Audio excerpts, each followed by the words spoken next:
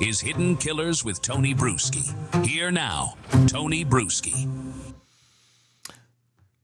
Let's talk about James Craig, the alleged killer dentist. We've looked at the mask, the method, the manipulation. Now it's time to step back and ask the bigger question. Who is James Craig really? Because what happened here wasn't just a betrayal or even just a murder, allegedly. If the allegations hold, this was a multi-stage, calculated, emotionally anesthetized attack carried out by someone who knew what he was doing and knew how to look good doing it. I'm going to strip away the last layer here, the psychology beneath the surface, the wiring behind the charm, the disorder behind the clean white coat. Because when somebody allegedly poisons their spouse over the course of days, pretends to be caring while she's slipping into a coma, and then writes a deepfake suicide script from jail, you're not just looking at a criminal, you're looking at pathology. With me is psychotherapist Shavaun Scott, and we're pulling together everything we've discussed, not to diagnose Craig officially, but to map the territory. What kind of traits line up with his behavior? Narcissism? Psychopathy? Something more complex? And how do you identify people like this before they escalate? We'll talk about narcissistic collapse, when someone's sense of control, identity, or status is threatened and they lash out in destructive, often calculated ways.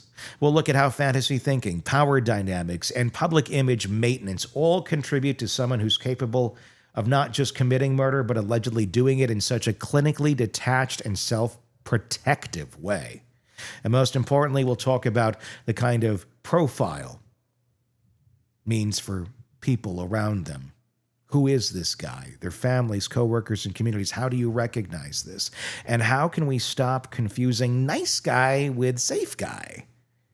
Because the scariest predators aren't the ones who come in angry. They're the ones who smile when they're doing it. Let's build the profile. Let's go here. When we break this down, I want to ask you first, before we talk more about James Craig, have you had a situation in your career, maybe early on? Because imagine earlier on, it's more difficult, or you're easy to fall into the trap of someone who is a narcissist and a manipulator that is acting like they want to get help, but they're just using it as the echo chamber to hear about how great they are. What is that like? And can you give me any examples of how you eventually break through that? Like, what are some of the signs where you go, oh, I really thought this person was this for a while, but this showed me that from like a clinical standpoint? It usually comes up when there's some kind of external information. And at that point, you hear about somebody being arrested, some kind of a violent altercation that they have. Yeah, I've got stories. And so how do you then deal with, okay, we've got to move toward a shift here. I'm not just going to validate what a wonderful person you are. We're going to have to talk about these other things that happened. And did you have a contribution to this rather than just being a victim? And so you have to kind of shift gears. And at that point, that's when most of them will drop therapy and you become unpopular in their eyes because you just didn't adore them.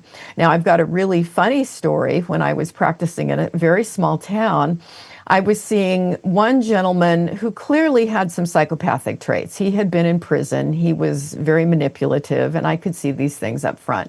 And he was difficult to work with, as these folks are, but I was kind of plugging away slowly with it and seeing if we could get any insight and get him to take some responsibility.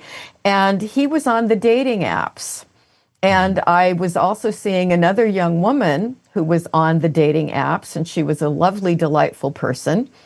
And she came in one day talking about this wonderful new man she met, and she mentioned his first name, which was rather unique, and she mentioned his profession, which was rather unique. He was a pot grower at the time. But she just thought he was a great guy. And I had an oh shit response because he was also my client.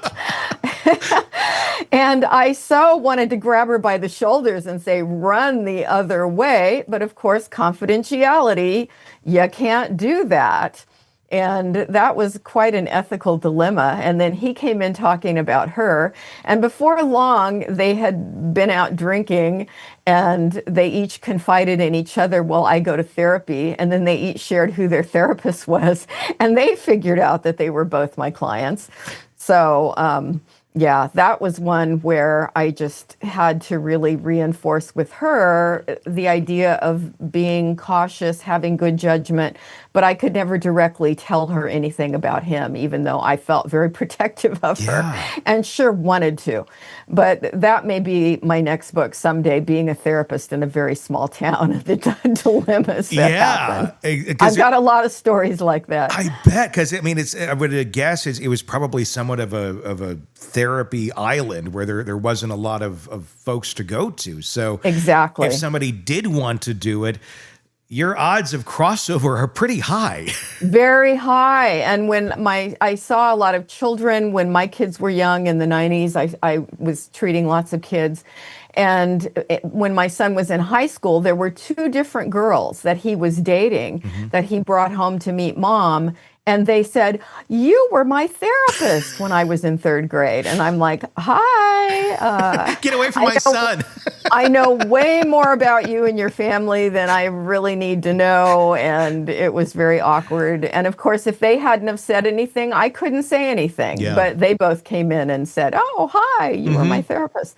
So, yeah, it's much more comfortable in Portland where we've got, 600,000 people. I'm not having that crossover all the time.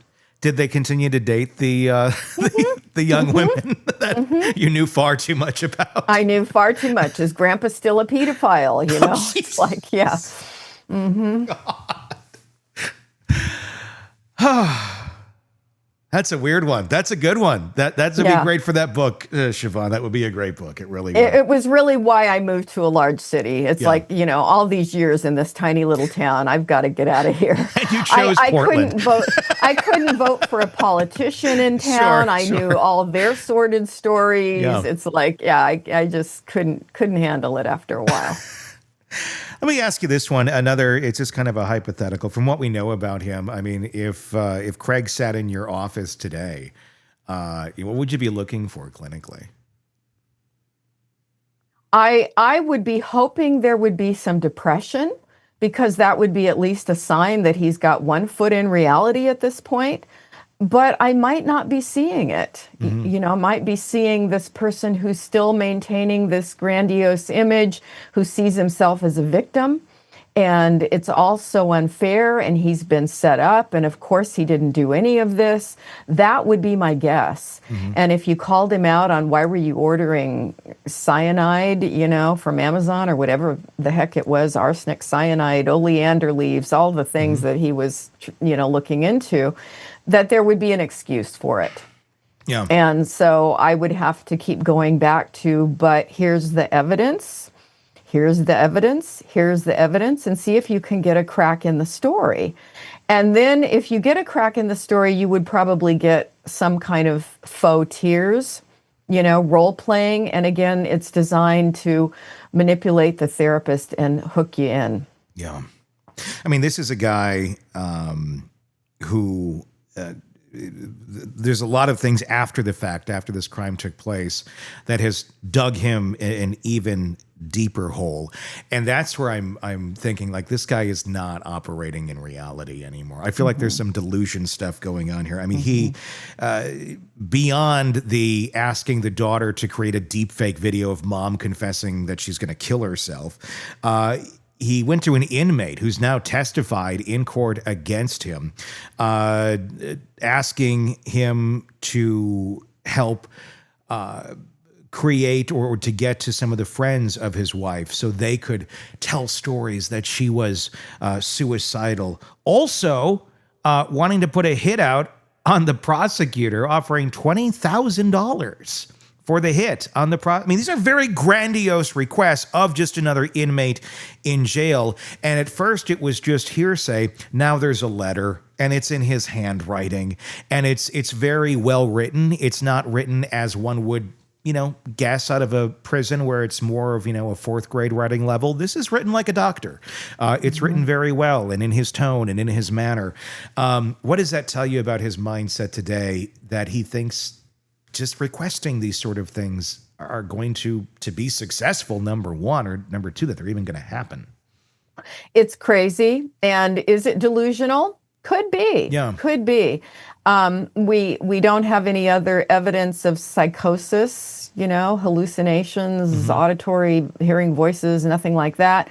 So probably not, a true psychosis, but it's not grounded in reality, and it shows really poor judgment, as so much of what he's done shows really poor judgment. And I think it's his way of doubling down on a very pathological defense mechanism that ultimately has got him in prison, and he's going to be there forever, it looks like. So why would a person take it to this extent? This is a really twisted guy. He does not perceive anything like the rest of us.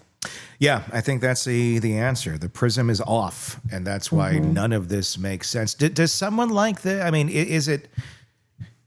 is it possible someone like this really believes his own things that he's saying out there? Because it was noted, Eric Faddis, who's one of our contributors, has been in the courtroom. He noted that when the letter came up, when it wasn't just hearsay, and it was like, look, this is in your writing, this is your own words, this is all that, he seemed to deflate from being kind of a verbose character in court, like I'm strong, I'm interacting with my counsel, I'm part of this, to, oh shit. I mean, that certainly shows some knowledge that he got caught. But could there be a on and off switch here where he goes in and out of believing he's justified and right in this to, the emperor has no clothes on? I think he always Want more on this? He's right, because that's the story he tells himself. But he knows that in the eyes of the rest of the world, it's not okay. And so it's this constant, what can I do to get away with this? And the story he tells himself justifies it, which twisted. Yeah, and that's the thing. It will never make sense. It's like in the Kohberger case. At the end of the day, it's like, why? What's the motive? And with people like this, it doesn't really matter because it doesn't make sense. It's a broken prism. Why are things coming out of this? Because the prism's broken. There's a giant crack right there. That's why the colors and the rainbows are flipping out in different ways than you'd expect them to. It's broke. That's Completely. the answer. And that's the answer sometimes. So what kind of man allegedly poisons his wife over time, plays the grieving husband, then tries to fabricate her suicide from a jail cell? The kind that doesn't just need to control the people around him. He needs to control the story from beginning to end. As Shavaun clearly broke down today, this isn't just about one bad act. It's about a pattern, a way of thinking, a personality structure that values appearances over empathy, self-preservation over accountability, and dominance over connection. It's narcissism, yes, but weaponized. It's control, but dressed up as care. And it's the kind of pathology that's harder to spot because it doesn't explode. It seduces. It convinces. It smiles. And that makes it far more dangerous than the chaotic, angry types we're usually taught to fear. What makes someone like Craig so chilling, if the allegations are true, is the fact that he could carry out an act like this while living a completely convincing double life. He wasn't spiraling visibly. He was functioning, high functioning, showing up to work, sending texts, managing optics, all while allegedly timing out doses and cover-up tactics like it was on the checklist of his calendar, right next to the sugar babies. And that's the takeaway here, that predators like this aren't mythical. They exist. They hold jobs. They raise families. They charm neighbors. And when they strike, it's usually only then that people say, I never saw it coming. But like Shavaun does, behavioral experts, forensic clinicians, they see the patterns early. And that's the entire point of an episode like this. Not just to understand what happened, but to ask how we can prevent the next one.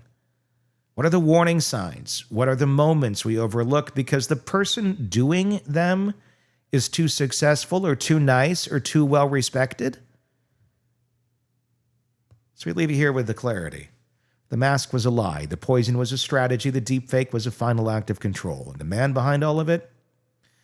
That's the part we're finally starting to clearly see. Thanks to Shavaun Scott for helping us walk through this, and for all of you for listening. Be sure to check out Shavaun's book. Her new memoir is called Nightbird. It's available wherever books are sold.